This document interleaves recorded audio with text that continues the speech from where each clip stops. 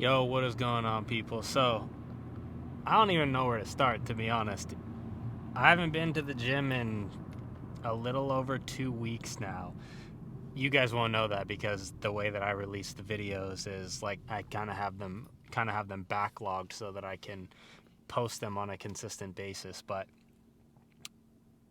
I may have mentioned in the last video or a video before that I was getting surgery on my wisdom teeth, and man, I think the surgery itself went fine, but I think everything after that could not have gone worse.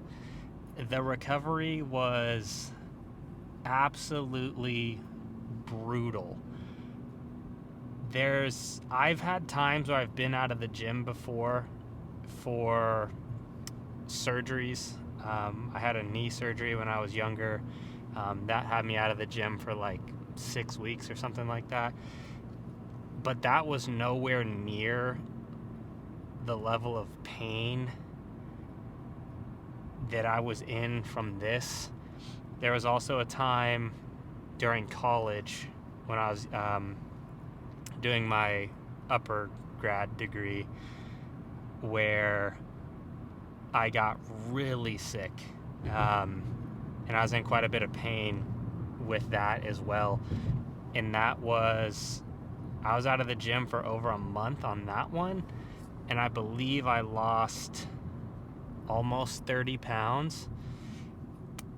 That, I would say, was slightly worse than what I just went through.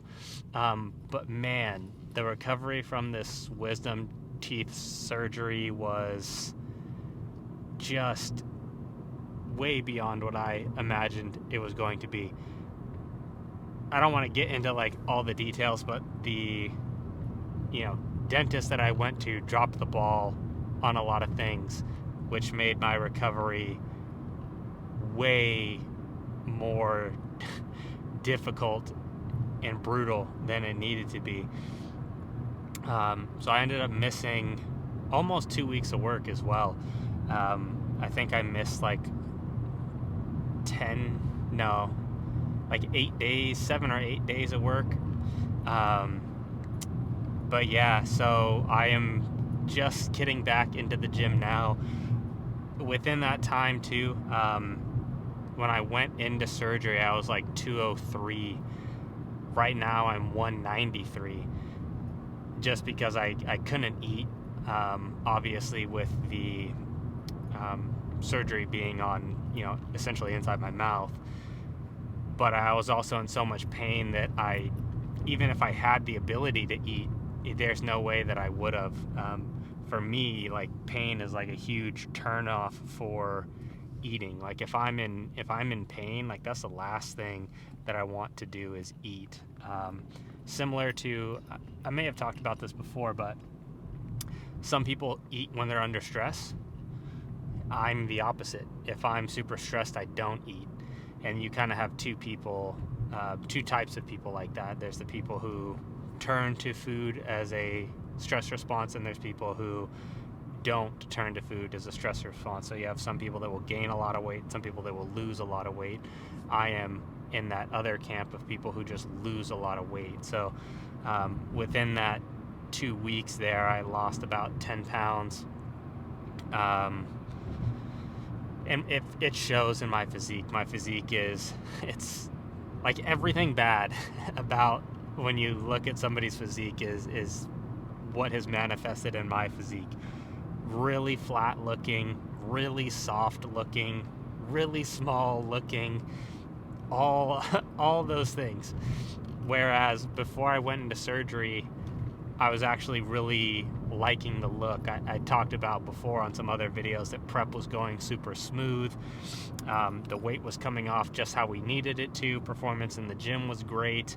And the look as well was solid for what I thought I was able to do in the off season. So got a fair bit of work ahead of me now. I'm not concerned about it though, to be honest.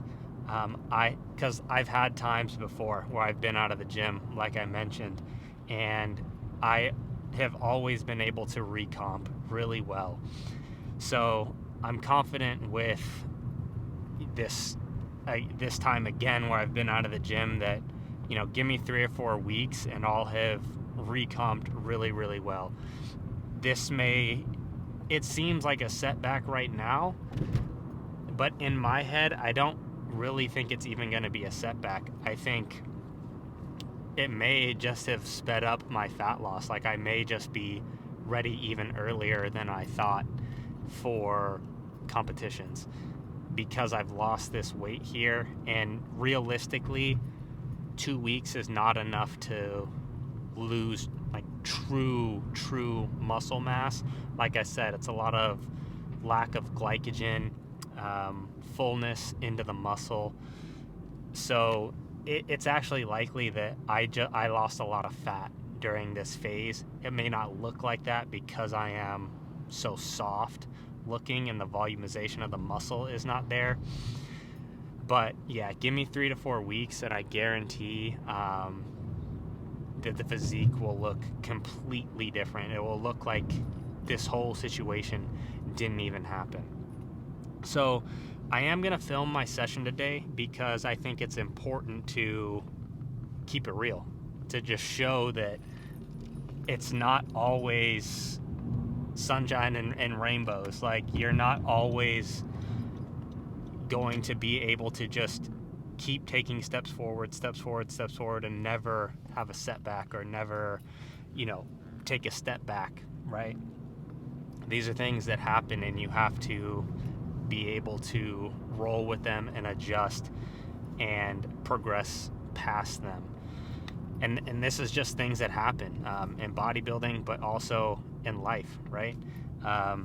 Maybe you don't get a promotion at work or something like that. It's not a reason to all of a sudden stop trying.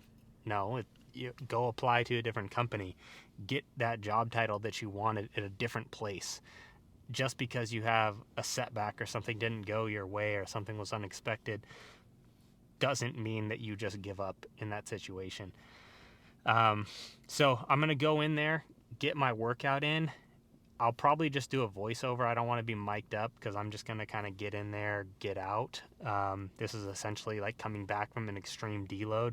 So I'm just going to go in there and do 1 to 2 semi-hard sets of everything. Not even real true hard sets because I need to control for the amount of soreness that I'm going to have coming out of this being so detrained right now. So it is my push session. For delts, I'm probably going to keep the volume where it was. I'm going to do 3 sets of side delts, 3 sets of rear delts. But then for my chest movements, I'm going to do 1 to 2 sets of a flat press at I'll work up to a set that I think feels like kind of relatively heavy. And I'm going to leave some reps in the tank on it. And I'll either do 1 or 2 sets of that. Incline press, I'm going to do the same thing. And then chest flies, I'm going to do the same thing. And then tricep press downs, I'm also going to do the same thing. So this is going to be a super short workout.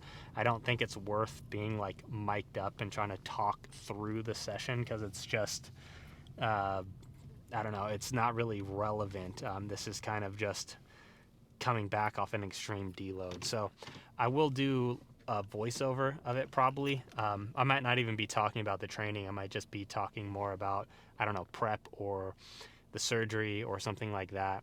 But yeah, so I'm going to go in there, film a couple of these sets just to show you what they look like, and also so I can do the voiceover for the rest of the video. But yeah, short little update as I drove to the gym. And I'm just going to go in there right now, knock this out as quick as possible. Also got some cardio to do since I'm back on, all the stuff in prep, back on my step count, back on my cardio, easing my way back into training. And yeah, that's pretty much it. That is the update. So I'm going to go in there, get it done, and I'll talk you guys through it.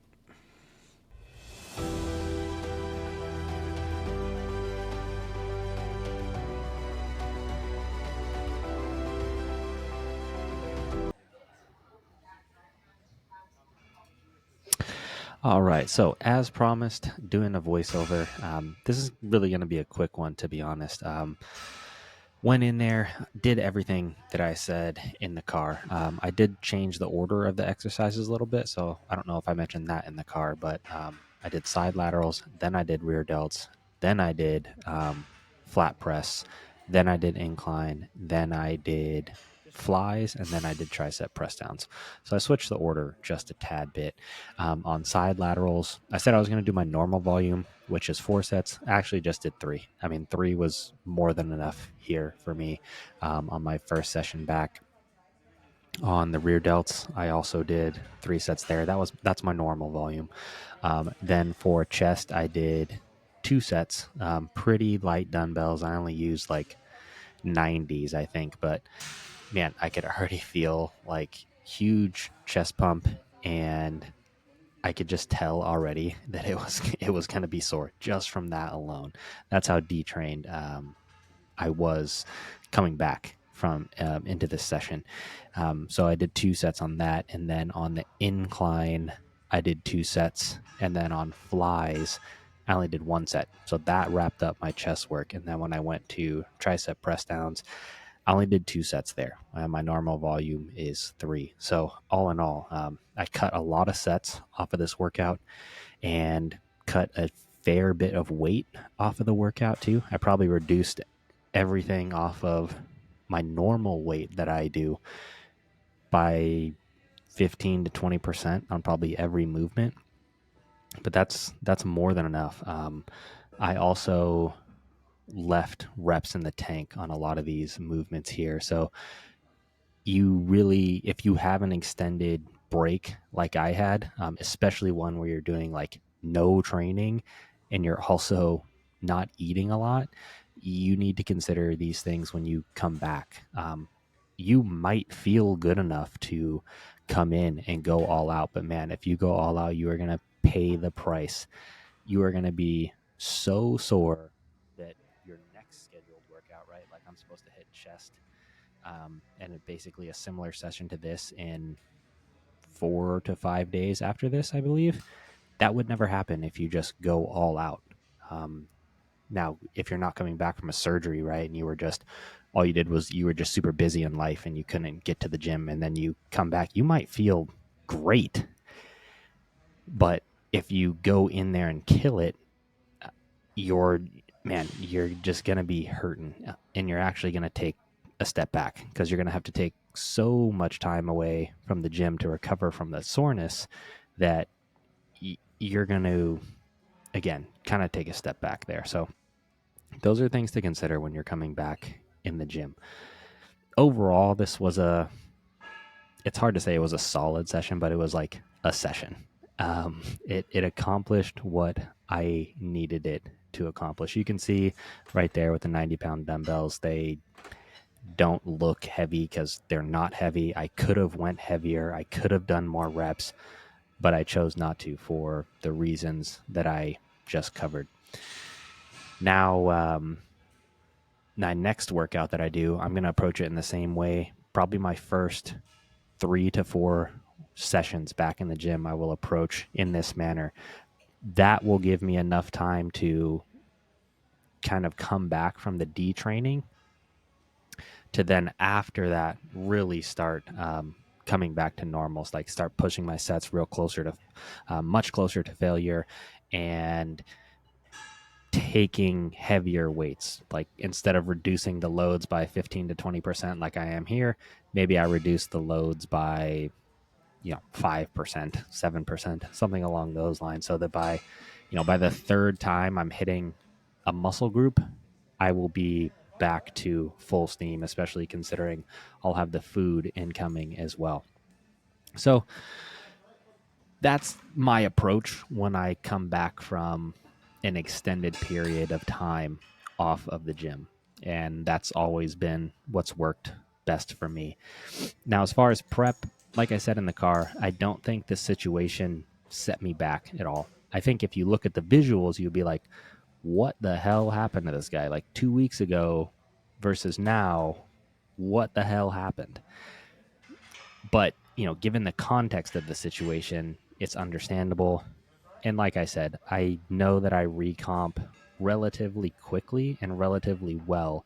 So 3 to 4 weeks after this video, I guarantee I will be looking again like this never happened. And I think ultimately it's not going to set me back in prep at all. We're still keeping the same timeline of likely end of May, maybe middle of May for my first qualifier. And then I'm going to determine from there if nationals is something that should be done. If it looks like I don't have a shot in hell to even compete.